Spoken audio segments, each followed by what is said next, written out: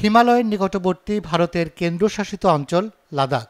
তবে সারা বিশ্বের পর্যটকদের কাছে প্রিয় শান্তিময় অঞ্চলটির এবার এক রুদ্র রূপ দেখল বিশ্ব।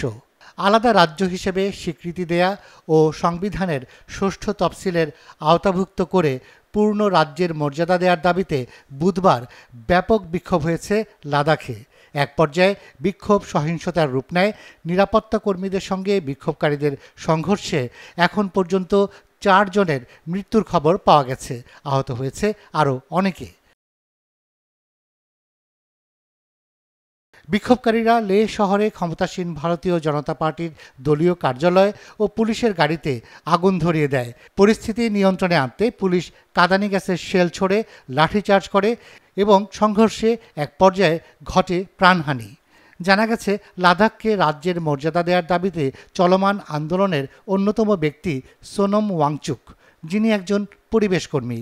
গত 2 সপ্তাহ ধরে ওয়াংচুক অনশনে আছেন। তার দাবি, লাদাখকে সংবিধানের ষষ্ঠ তফসিলের অন্তর্গত করতে হবে।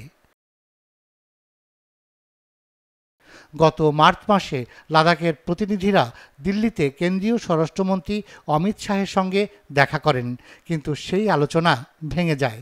স্থানীয় নেতারা দাবি করেন, স্বরাষ্ট্রমন্ত্রী তাদের মূল দাবিগুলো প্রত্যাখ্যান করেছেন। Rumi Noman, Daily Sun.